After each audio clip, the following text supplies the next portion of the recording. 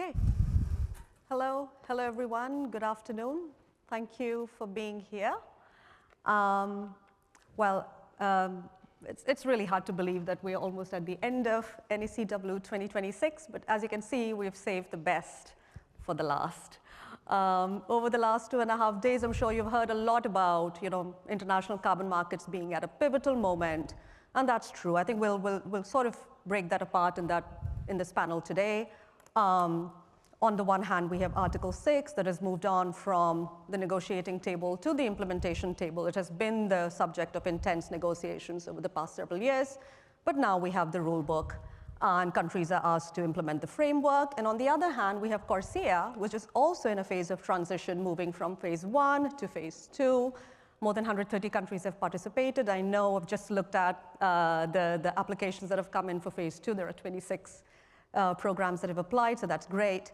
Article 6 and CORSIA were developed as independent frameworks, but they have become deeply intertwined. And we have 3 extraordinary people today who have been at the center of all of these developments. So I can't think of a better panel to sort of guide us through Article 6 and CORSIA and everything associated with that. So please join me in welcoming our power panel. I'll start with Natalie. So Natalie Flores is the Vice President, Carbon Market Strategic Accounts at StoneX. Natalie was elected in 2023 as Vice Chair of the UNFCCC SBSTA and re-elected at COP29 in Baku in 2024.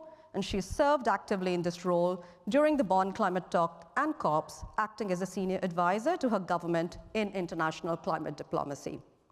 We then have Lisa DeMarco, who's the senior partner and CEO of Resilient and one of the foremost legal minds on climate markets, a global expert in climate and energy law with 3 decades of experience in these sectors. Lisa is ranked by Chambers Global as one of the world's leading climate change lawyers and regularly attends the UN climate negotiations. And then last but not the least, we have Molly Peters-Stanley, who's a senior fellow at Silvera. She has founded Seneca Vantage in 2025, and she chairs the technical advisory body that advises ICAO or ICAO on carbon crediting eligibility for CORSIA. She was also US government lead on international carbon markets in 2015 to 25, where she played a central role in negotiating Article 6 of the Paris Agreement and served for 3 years on the supervisory body to the PACM. Well, as I said, can't think of a better set of experts to take us through Article 6 and CORSIA related developments. So without further ado, let's get right into it. And Molly, I want to start with you. So can you maybe give us a big picture on CORSIA? I mean, we are in the final year of phase 1. More than 130 countries have participated. Phase 2 is just around the corner. So maybe it would be interesting to hear if you have like an honest report card on where we are with phase 1 and where do we want to go as we get closer to phase 2? Okay, thank you. And thank you to the organizers for having me here today. CORSIA is my favorite thing to talk about. Anyone who knows me knows this well. And so I appreciate the opportunity. I'm going to focus on phase 1, if that's okay. I tend to myopically focus on phase 1 right now, simply because before we can get to phase 2 of the compliance system, phase 2 starts in 2027, so less than a year away. We actually have to make sure that there is supply for airlines to comply with their offsetting obligations under phase 1. There's a lot of focus on phase 2, I think, because it's understood as the mandatory phase. The only difference between phase 1 and phase 2 from a mandatory versus voluntary perspective is that states could decide to opt in to phase 1, and in opting in, basically agree that their airlines are going to participate. Whereas in phase 2, all airlines participate if they exceed a couple of different thresholds. And so in phase 1, if an airline is participating because their state is participating, then they do have mandatory offsetting obligations. And the requirements in the standards for CORSIA are the same. Currently, phase 1 is critically undersupplied. I'm sure many in this room are aware. There's around 800 million tons that are technically within the scope of an eligible certification standards eligibility scope. And there's, I think, 47 million tons of that 800 million that have actually been covered by an authorization by their host country to be used in CORSIA. There are, I think, 4 or 5 dozen authorizations that involve CORSIA. There's only 1 dozen of those authorizations that effectively tick all of the boxes for those units to be used in CORSIA. I think most of the estimates you'll see out there are in the 30 million ton range. The 47 reflects estimates of vintages in 2026. Airlines have until the end of next year to procure those credits. And then there's a 2-month cancellation window between December 1st, 27 and January 31st, 2028, when they cancel the units for compliance with the current phase. And there's still some time to sort of get supply up to the level that it needs to be. But as you also may know, there are significant lags when it comes to contracting and delivering carbon credits. And so really there is not much time at all. But I will say, I think even though that's an intimidating picture, there are some aspects that give me hope, things that we've seen in the last year. Maybe 3 that I'll focus on now and then hand back.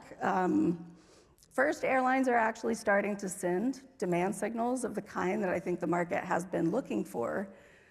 We see sort of what I would still call pilot transactions on platforms like IATA's ACE platform, various exchanges. There are some OTC transactions occurring. There are direct interactions between suppliers and airlines or traders and airlines, and that's encouraging. But second, I see industry actually engaging with host countries. And it matters that industry is the one that's engaging with host countries. By industry, I mean IATA, AIDA, project developers, traders, investors, because that is going to be the channel for host countries to receive the kind of focused, practical, pragmatic advice that they need to provide authorizations that are actually going to be actionable for CORSIA. And so that's encouraging as well. And then finally, I see and I hear traders in particular understanding CORSIA and Article 6 and that intersection. And that's very important. It's a more sophisticated understanding of the complexities of these systems, but also what some of those more nuanced provisions in Article 6, and there are a lot of them, what those mean for host countries. And that puts them in a position to help host countries understand those nuances. And those kinds of interactions, I think, are going to help unlock a meaningful volume of supply in the next year. That's really helpful. Thank you, and Molly, for giving that scorecard sort of on CORSIA's phase 1. And Lisa and Natalie, maybe a similar question on the Article 6 side of things, which Molly has already alluded to. From Article 6 standpoint, could you maybe also give us the current state of play and where do you think this Article 6 market is headed? So maybe Lisa and then Natalie, over to you. Thanks very much. Article 6 is certainly developing. We've had announcements of the issuance of the first Article 6.4, the Paris Agreement crediting mechanism issuances in relation to some cook stove-related projects. And there are a plethora of Article 6.2 transactions that have gone on. And just by way of background, 6.4 is the Paris Agreement crediting mechanism itself. 6.4 is thought to be strictly a bilateral mechanism, but it can actually be a group of countries under Article 6.2 or a group of countries in a program. And that's really what we're seeing significant development in or around. And I would say Singapore and Japan are really leading, and Switzerland, I'd add to that group, are really leading those transactions. So there's a fair amount of activity. There's some learnings going on. Molly really eloquently spoke about those nuances and precisely what is required under those Article 6 those Article 6 rules, and very specifically, exactly what needs to be in those letters of authorization. What needs to be in the initial report, the updated initial report, and those biennial transparency reports, and what does the form look like that they're submitting in? There's some bruises associated with how we're learning, a lot of battle wounds, but we're learning, and the market is getting more sophisticated. I will take an approach. I always like to make people understand, like, when negotiators are on the table and how that translates to the actual national scheme of each country. So I think we already went through the negotiations phase, which is very complicated. Molly was always leading the way over there for the United States. And it's interesting to see how a text can be so complicated to have, you know, an international decision that later is going to be translated to the national scheme. And that's what is happening right now in Article 6 of the Parties Agreement, and most specifically in both the bilateral cooperation, which is Article 6.2, and the Parties Agreement crediting mechanism, or 6.4. Then you have developments in Article 6.8, which is like the forgotten article, paragraph of Article 6, but you have countries like Chile, for example, that are leveraging Article 6.8 and mitigation actions with a non-market approach, and that's under the Parties Agreement as well.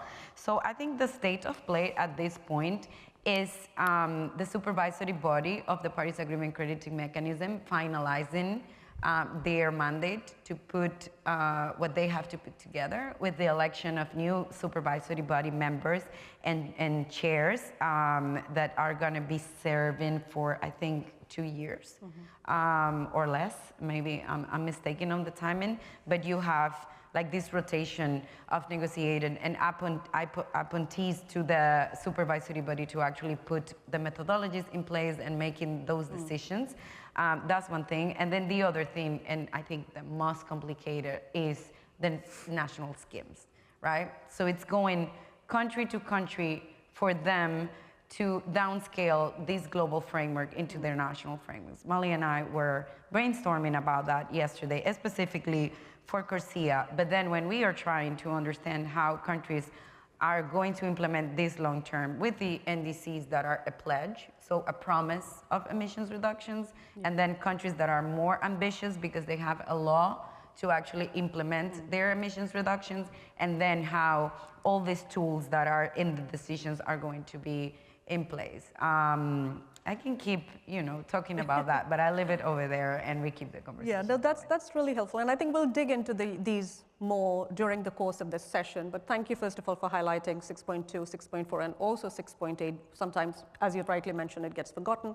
And Molly, thank you for also highlighting, of course, supply is an issue, but hopefully there is a northwards trend to that with you know, airlines giving positive signals. So I want to build a little bit on that again, Molly, with a specific airline-related question. And I think there is a really important liability question at the heart of CORSIA's design, which is if an airline purchases a credit in good faith, it meets all the eligibility criteria at the time of the purchase, but the host country subsequently fails to apply a corresponding adjustment, who bears the risk? So if you can talk a little bit through that, then yeah, very helpful. Sure. So some of you may know the criteria for carbon credit eligibility under CORSIA were developed years and years before Article 6.2 was drafted the first time. And then a couple of years later, ICAO developed guidelines for implementing those criteria or for applying them.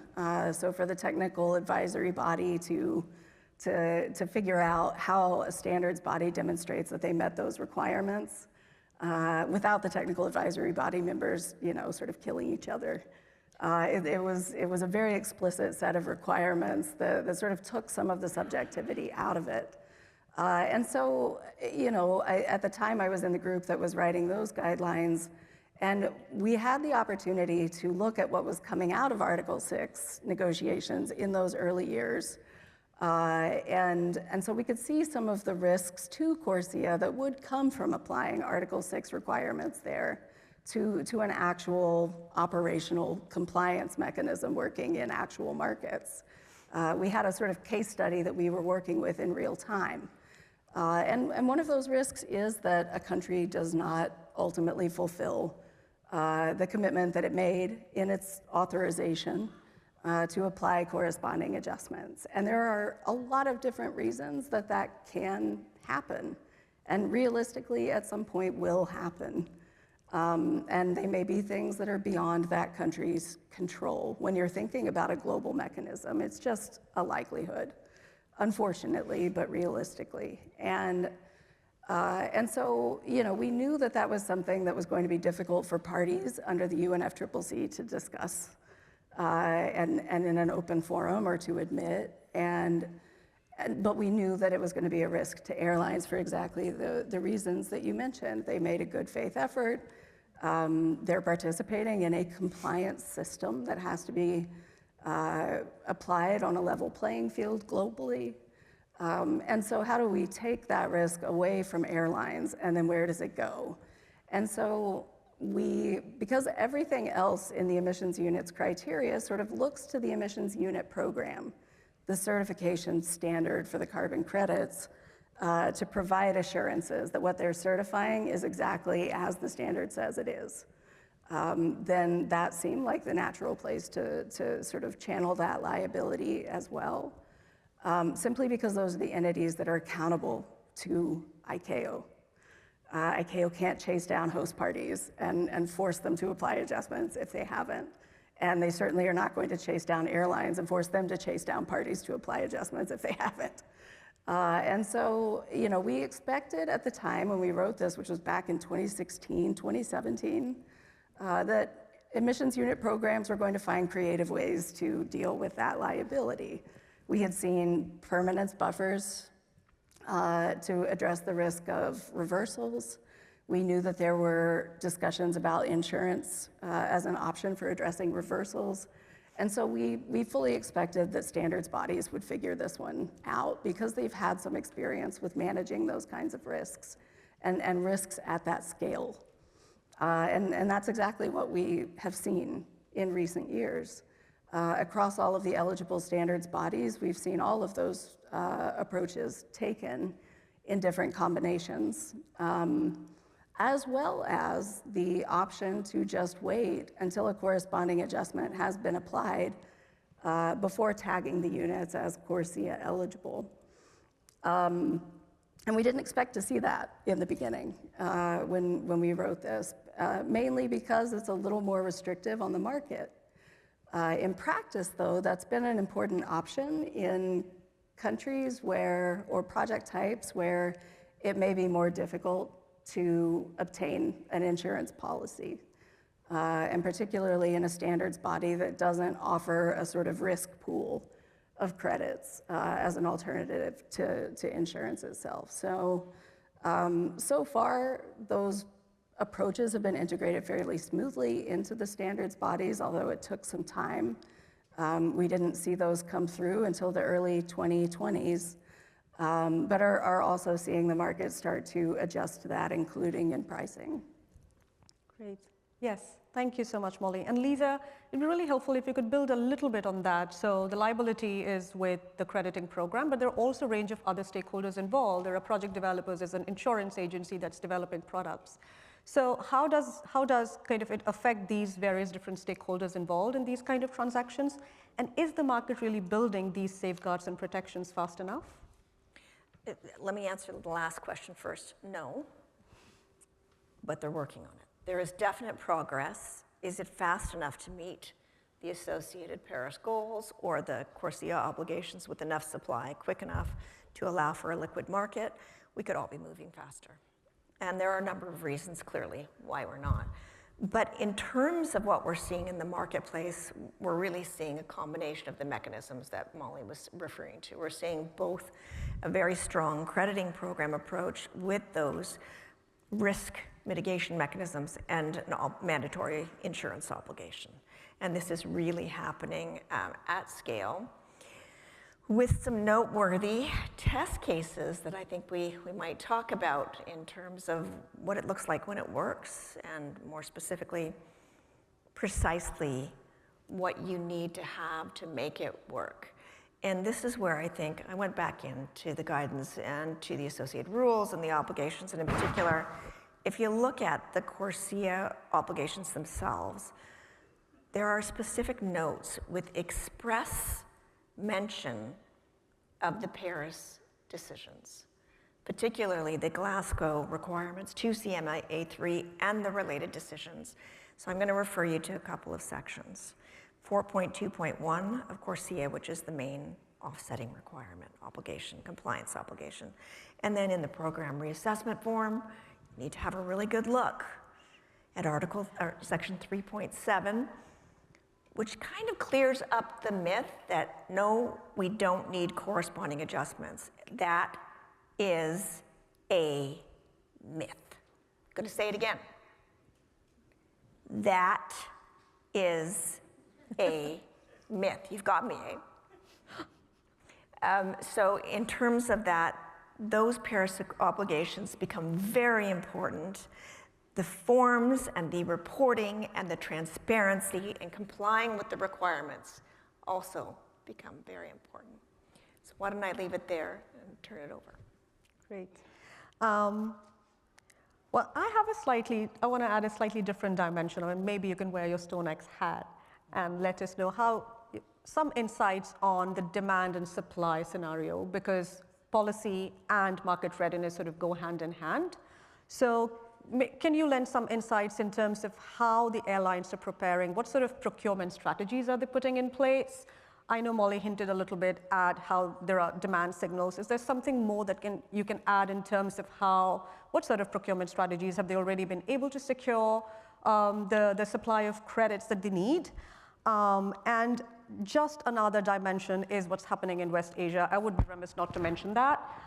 Will it have any sort of demand implications because the flights are disrupted, airline operations are disrupted? What sort of implications do you see for demand resulting from that? Okay, I want to say so many things just listening to Please them. go ahead and then and jump like in a total parallel conversation about policy for obvious reasons, but policy sometimes complicate things when we wanted to make it so perfect, right? But from my personal perspective, both in this role that I have at StoneX, in which I'm working, trying to walk a trading firm into, yes, this complicated policy scheme. We saw last week the purchase that Japan Airlines, yes, the retirement that Japan Airlines did with Shell. So I must say congratulations for that, right? But that responds to a policy scheme, which is Japan's operations and the Japanese national carbon tax. And I think that's probably the main driver for companies to be compliant with this procurement and demand. We talked with a lot of airlines because the carbon desk of StoneX was created under the presidency of Latin America.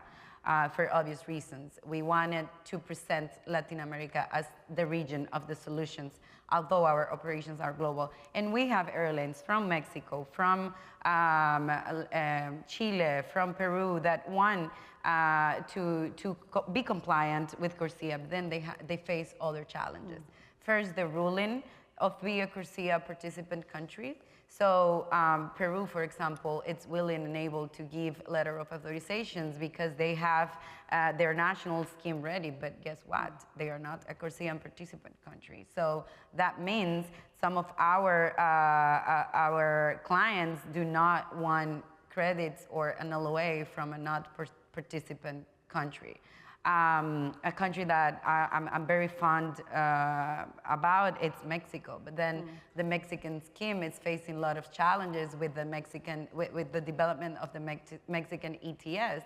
And the Mexican government, it's very conservative with issuing letter of authorizations because they need to meet their own NDC. Although I say before that an NDC, it's a pledge, it's a promise. Unless you have a law that backs up that promise long term, that's very how do I say? In Spanish, I will say efímero. So I'll leave it there in that sense. So what I want to say with this is that from my perspective and what we are seeing in our, demand and supply and the developers that we work with and our commercial clients from other commodities that want to follow a path, either with CORSIA or other crediting mechanism, are facing this challenge with the letter of authorization. Another thing is understanding that is the only scheme that is accepting, well, bilateral cooperation as well, but at this moment that is accepting voluntary carbon market scheme.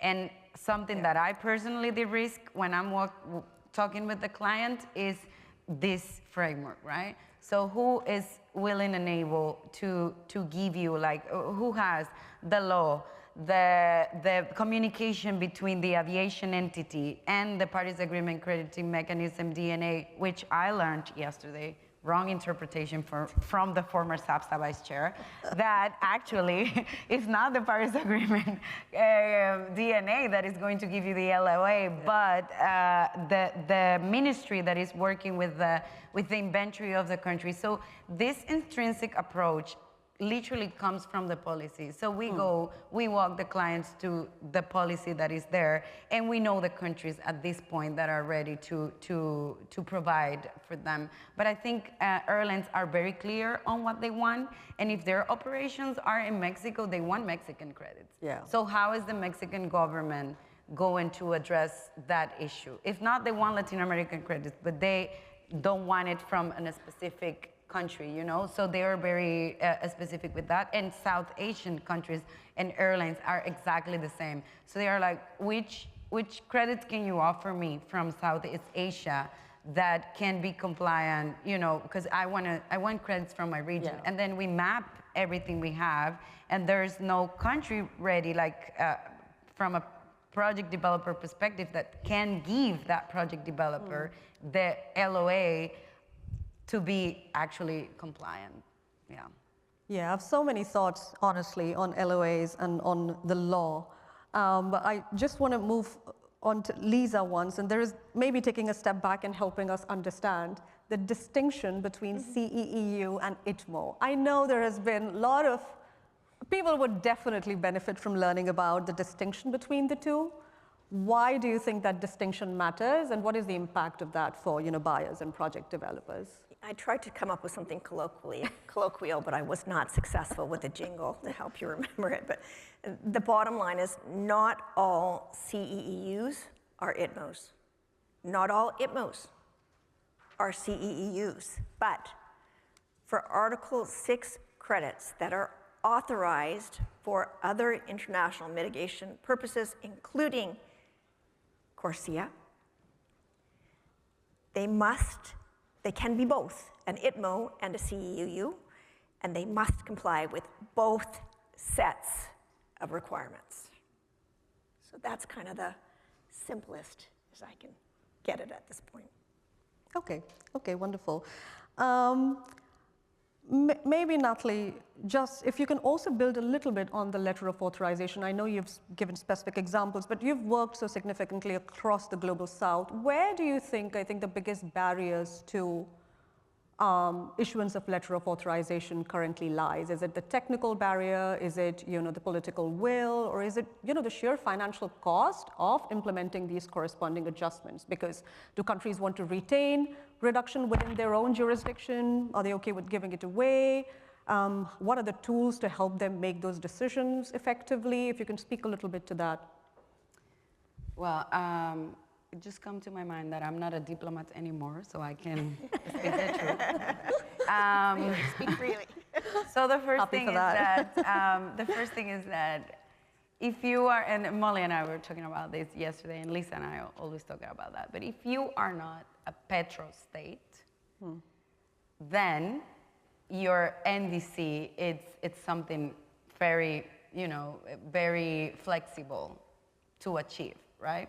And by petrostate, I mean that your country owns, drilling or refining, etc. So that's important to know. And when a country such as an emerging economy comes with this negativity of not giving letter of authorizations, it probably comes from that. Okay. Because literally, they cannot achieve these ambitious commitments if they are, exporting oil and gas in general. So I think that's the truth behind it all. And sometimes we forget the ultimate goal of the UNFCCC, which is reducing carbon emissions. And the other challenge on that is that the players from industry, and by industry I mean trade and industry, for example, like the UAE Minister of Trade and Industry, that actually managed to pull up the decisions to be the president of the COP. And it's because that specific emissions reduction approach needs to be regulated, and those regulated need to be on the table. And what happens inside the countries are having Ministry of Environment, of climate envoys from other completely different guilds trying to rule, given a letter of authorization. And that's another challenge. And then the third challenge is the decision maker doesn't understand what they are signing, or what the Paris Agreement is, or what emissions reductions is, or what it means for them to sign that letter. The other challenge is that developers, trading firms, procurement, every player thinks that the letter is the template of the CDM letter, and it's not that. And then the other challenge is that aviation entities are the representatives of the country to ICAO. It's not the Ministry of Environment, it's not the climate envoy, it's not the DNA to the Paris Agreement crediting mechanism. And when you go back to the country, then they don't talk to each other. Yeah. So for Stonex, just to give you an example, when I'm talking with clients that are going through this, or suppliers of credits, the first thing I ask is if in the country, the aviation entity and the person that is supposed to sign this letter or provide this letter are talking to each other. And I also ask the developers, can I see your letter of authorization? And the other thing, and we were also brainstorming about this yesterday, is that everyone that comes to me with an authorization, with a letter of authorization, I ask if the country has their national inventory to the Paris Agreement, which is called the Enhanced Transparency Framework of the Paris Agreement. And if that letter is in the table that says that those credits are going to be applied from an NDC to another NDC. And most of the developers have no idea that the letter that they have doesn't work just because that country don't have a report to the Climate Change Convention, and probably it's not gonna work even if you have it. And that's another challenge, which using the voluntary carbon market infrastructure, which I love, right? So we need to save time. 2030 is around the corner, right? So what I wanna say with this is that we are misinforming everyone when we put in a registry that something is CORSIA eligible when it's not, or that something has a letter of authorization when that letter of authorization doesn't work because it's wrong for all the reasons I just told you. So I'll leave the challenge over there because I can keep going. Well, really, really appreciate that. And I know Molly would love to hear our inputs as well, but I'm just gonna add one more element to that, just because we'd love to hear that as well, is many participating states have not yet fully implemented the offsetting elements of CORSIA into their domestic law, which means that airlines in those countries do not yet know what the penalty of non-compliance might actually look like. So does that uncertainty affect how airlines approach their compliance obligations? If you can speak to that as well. Sure. Well, so I guess going back to the question first about Article 6 implementation in these countries, and particularly around the letters of authorization. You know, I think for negotiators for a decade, that was just a sort of like esoteric thing that happens in the future, and there were few discussions about the practical realities of it, and so I think that has sort of run headlong into a lot of the challenges that Natalie mentioned. So I won't repeat those, but absolutely, all of those are very real, very valid, and happening now.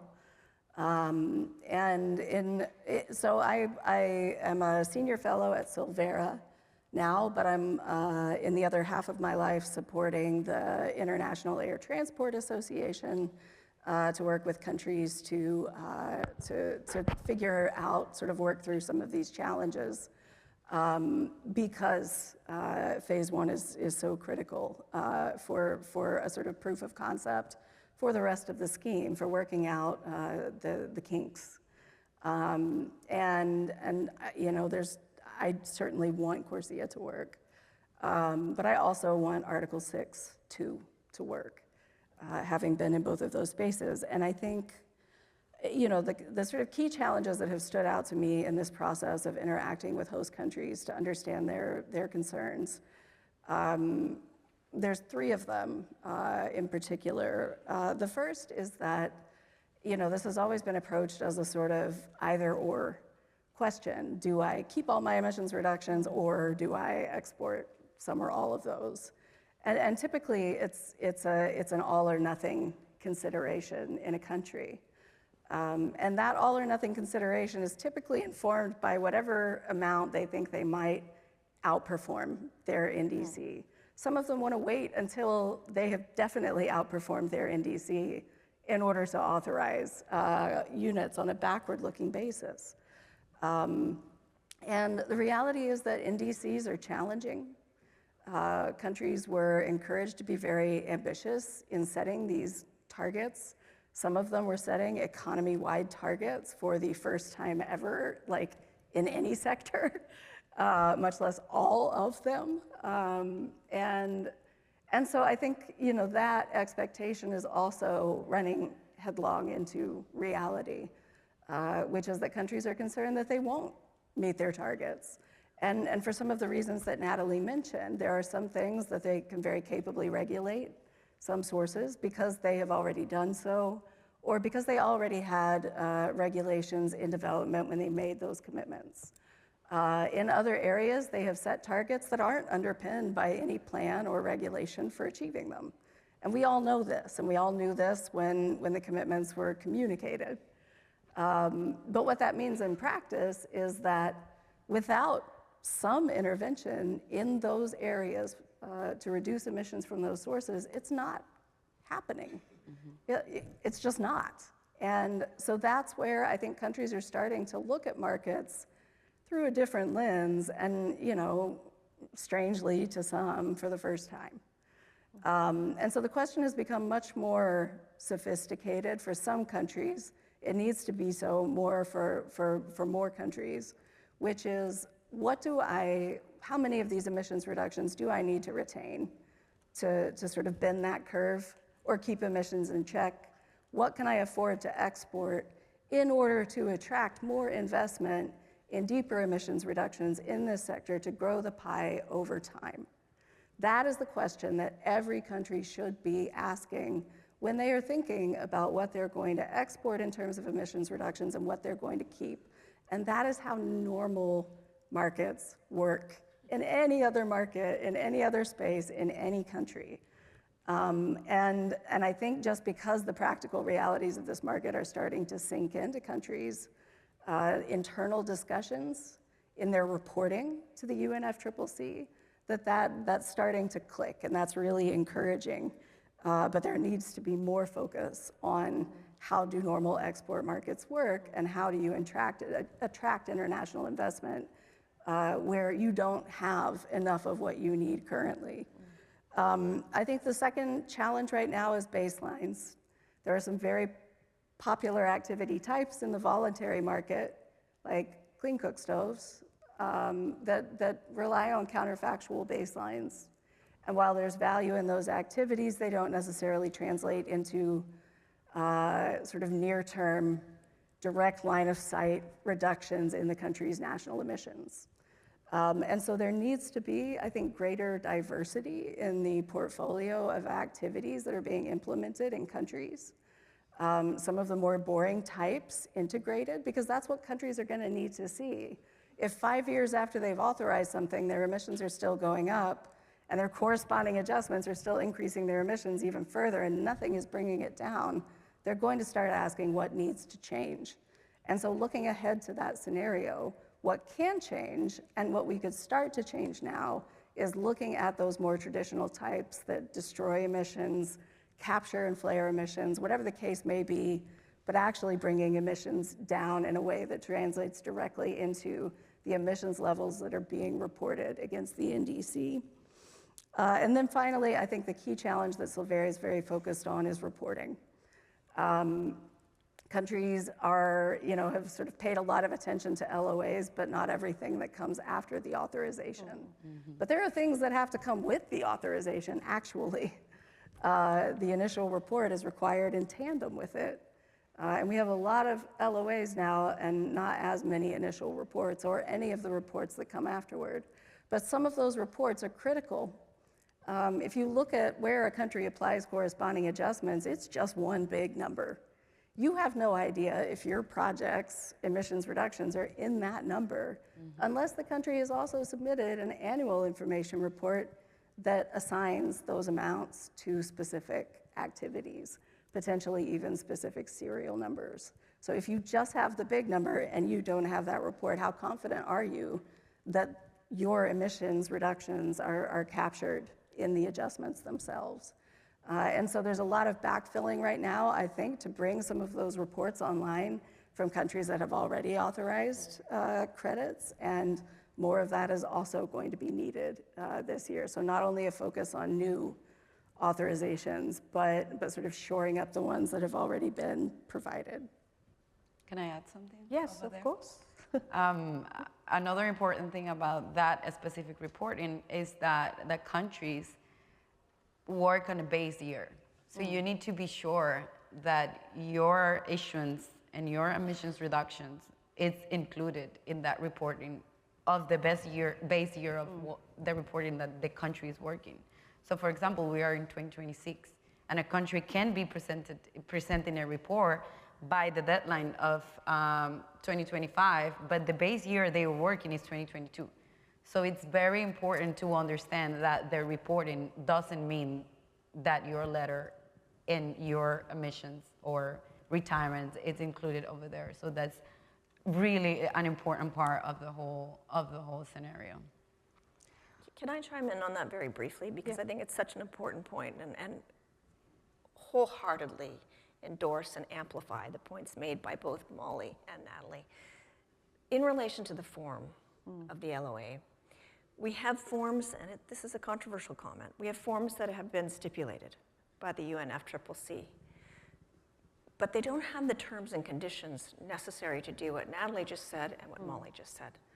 So I'm going to encourage everyone to look to the developing World Bank consolidated form, which has specific terms and conditions that are necessary to get that done and to get that done, and evolutions of that document. Because the more we learn, the more sophisticated those terms and conditions need to be for certainty and predictability in this marketplace.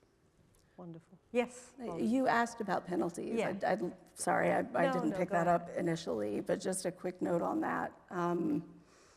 So the standards and recommended practices that are appended to the Chicago Convention under ICAO, every country that is a member state to ICAO is responsible for translating those into their domestic regulations.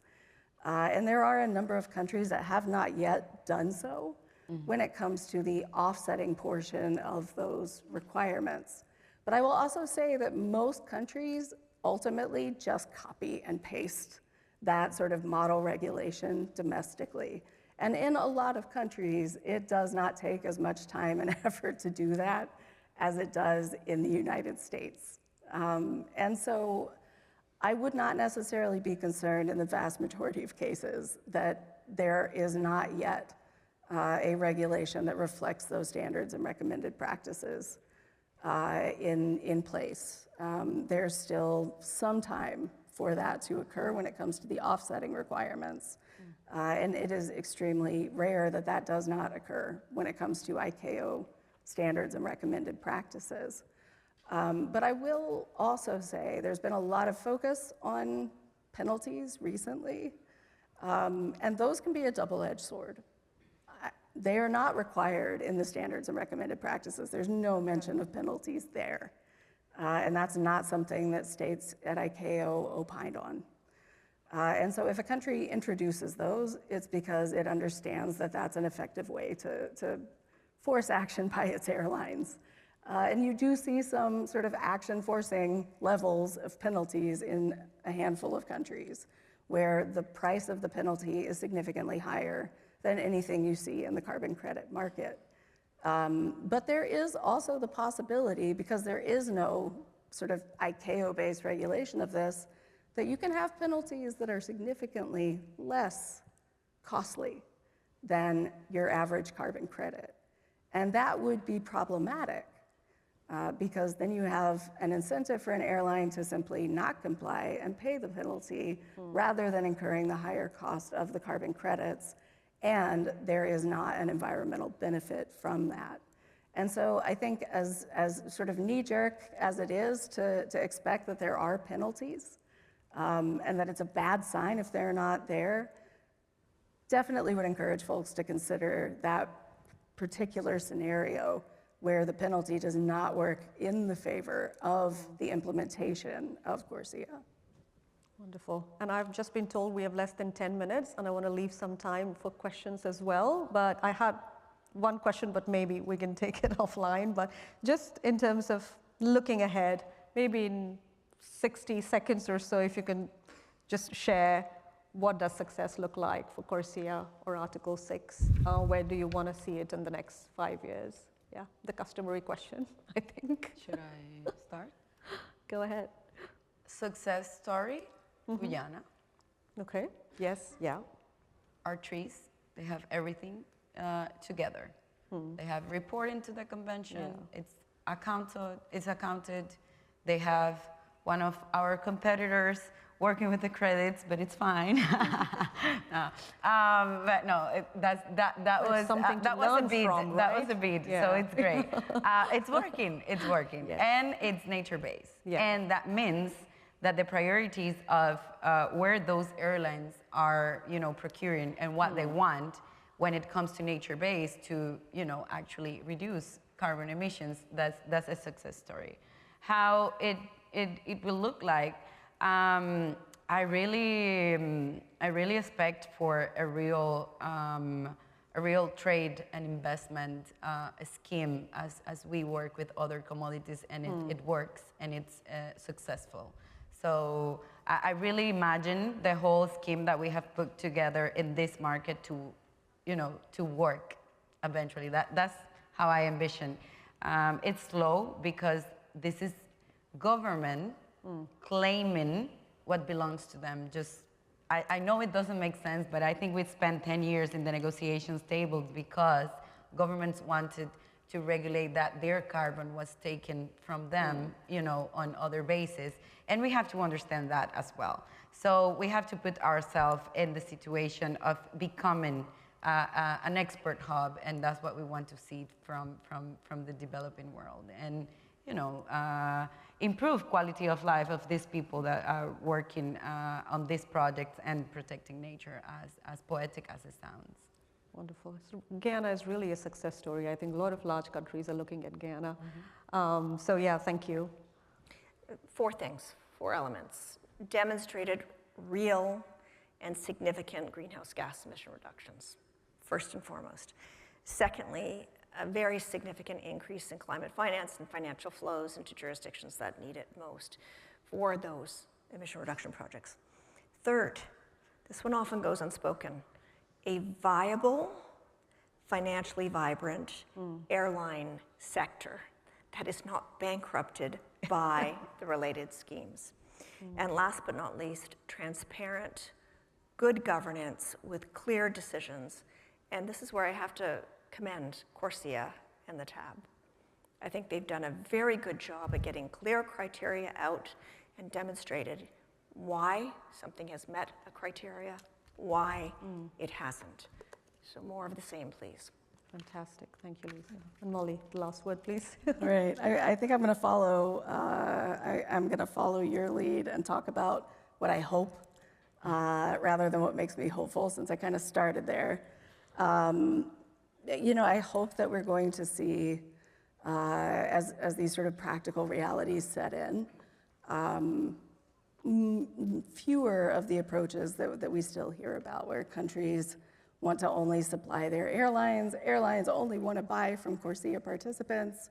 We just don't have the luxury of that at this stage. There's too little volume. And if we actually get to a target level that's needed for this phase of 225 to 250 million tons of authorized units within the next, 16 months, we've got to move past that, because it's just not going to be possible if every country and every airline took that approach. And so I certainly hope there's going to be progress in that area. And then the other thing is that I hope that countries will follow some of the positive examples that we have at this stage. You mentioned Guyana. It's the only country that has actually managed to tick every box when it comes to submitting reports on time and in the right sequence, and all of the relevant information. And so there's a model. And there are others who are also working on models for other types of systems to help give countries something to start from. But we're seeing countries themselves produce some really good outputs at this stage. Madagascar's initial report is a thing of beauty. And any country I talk to, I will say, start there. Like, that is excellent. And they were, you know, among the first, but certainly won't be the last. And we hope that that will help countries pick up pace in the next 16 months. Probably countries need to start talking to each other as well. Thank you so much. And before I officially conclude the session, I want to see if there are any questions. We have maybe 5 minutes already. Yes, over there.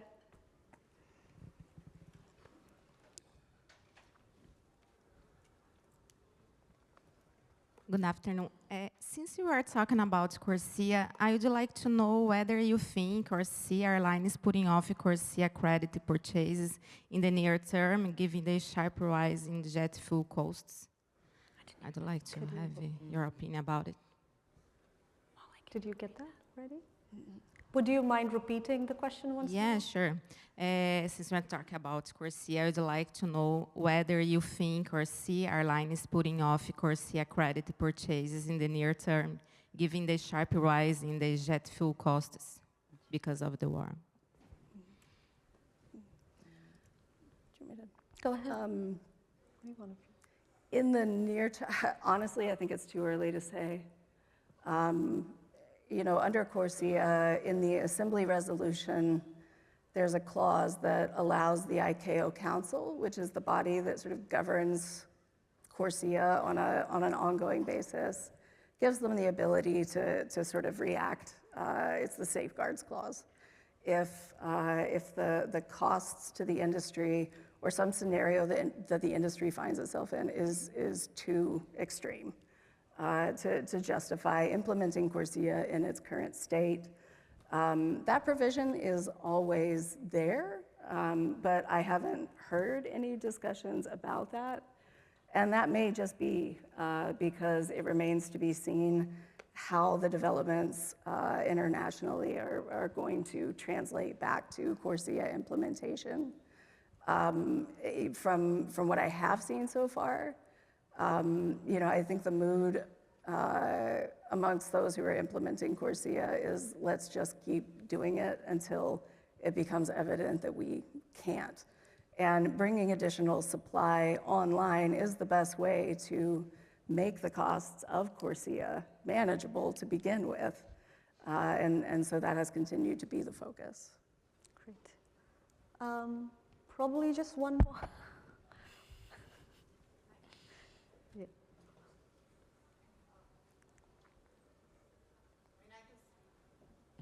Thank you so much.